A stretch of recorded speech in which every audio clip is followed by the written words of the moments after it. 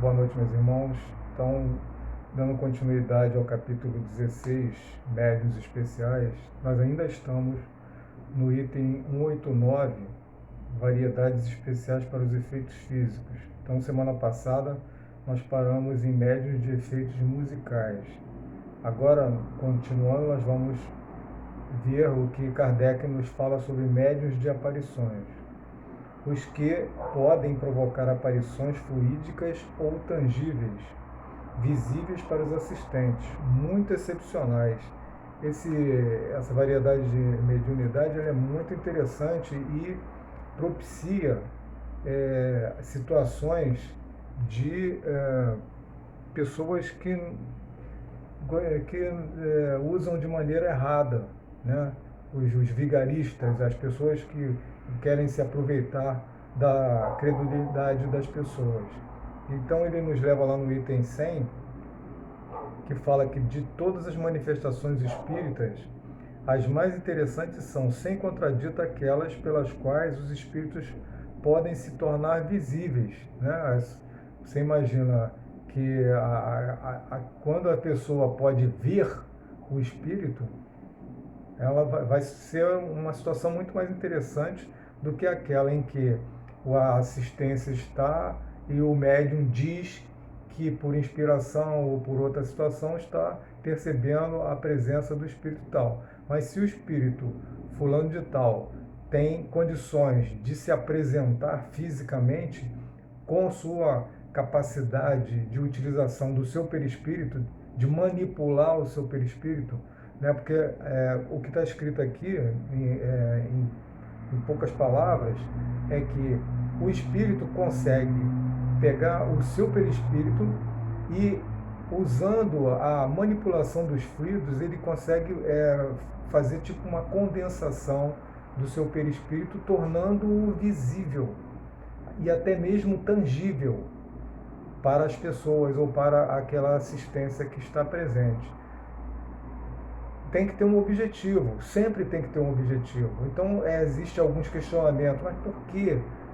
E se o espírito está com má intenção? Tudo é permitido. Tudo é permitido, só acontece se for permitido. E tudo tem uma razão de ser. Mesmo nas situações que nós possamos achar que é um erro, com certeza a espiritualidade tem um objetivo além daquilo. Então o espírito consegue, através da manipulação, consegue condensar o seu perispírito e se fazer aparente, tangível, tocável, né? Agora, ele pode instantaneamente, se acabar o objetivo, ele pode instantaneamente desaparecer, vamos dizer assim. Ele tanto aparece, ele pode ser visível, como ele pode imediatamente se tornar invisível. Então, esses médios de aparições, eles são muito excepcionais. No número 104 ainda fala que o espírito que quer ou pode aparecer revestido algumas vezes de uma forma ainda mais nítida, tendo todas as aparências de um corpo sólido, ao ponto de produzir uma ilusão completa e fazer crer que se está diante de um ser corporal. A tangibilidade pode tornar-se real, quer dizer, se o pode tocar, apalpar e sentir. Isso está escrito no número 104 do livro dos médiuns.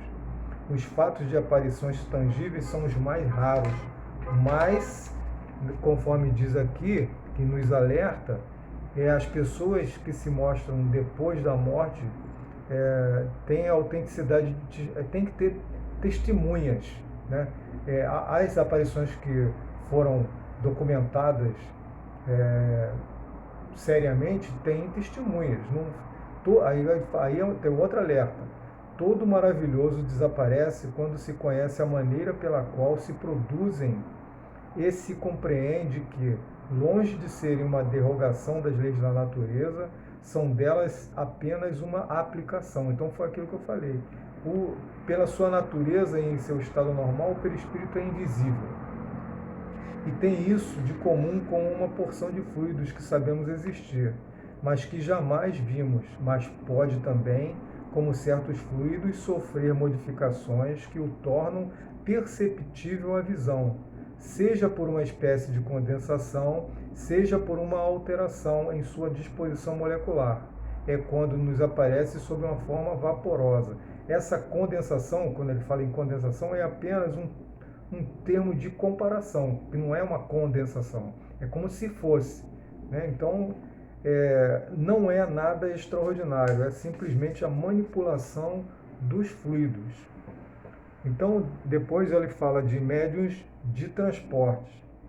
São aqueles que podem servir de auxiliares aos espíritos para o transporte de objetos materiais, variedades de médios motores e de translações, também excepcionalmente, que nos leva lá no item 96, no item 96 do Livro dos Espíritos, do Livro dos Médios, que diz o seguinte: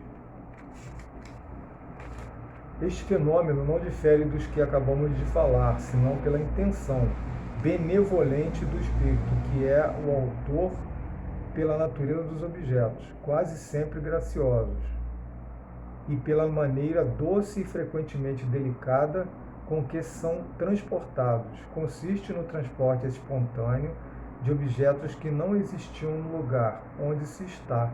Estes são, o mais frequentemente, flores, algumas vezes frutas, bombons, joias, etc. Então, vejam vocês que esse médio de transporte é uma ação delicada, é um transporte suave, é um transporte de flores, é um transporte de um doce, alguma coisa que é uma sensação, é uma ação delicada, não é uma ação violenta, não é um transporte violento. Médios noturnos.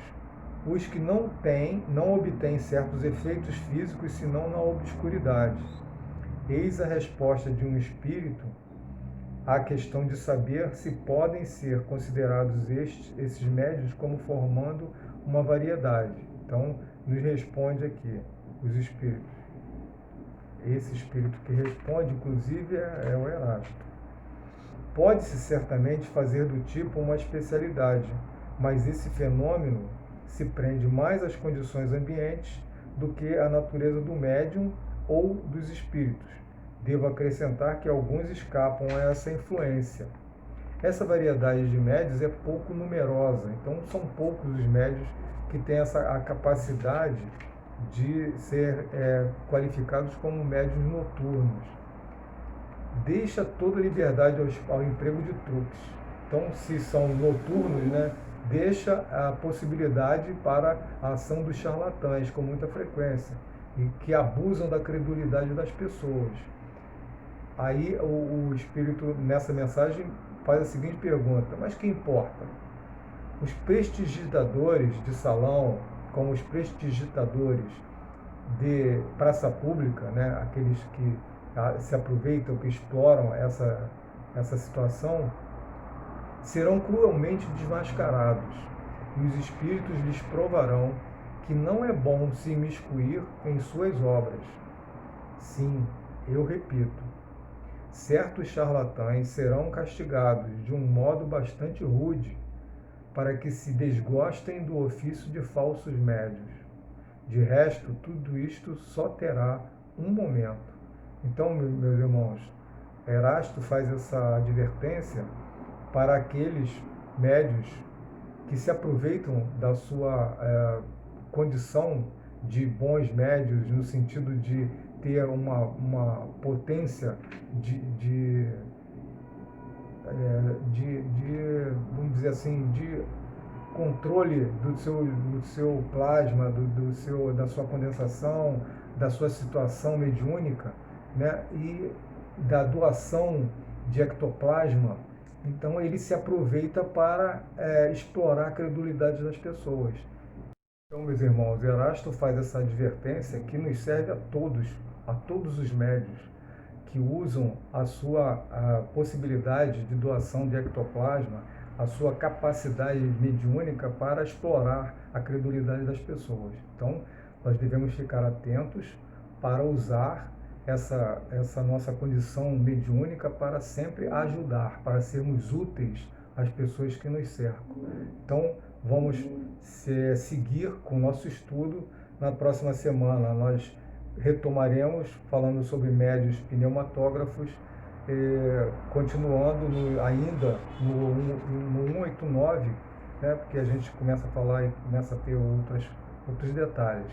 Então, até semana que vem, nós estaremos de volta com a continuação do item 189, falando sobre médios pneumatógrafos. Que Jesus nos abençoe hoje e sempre.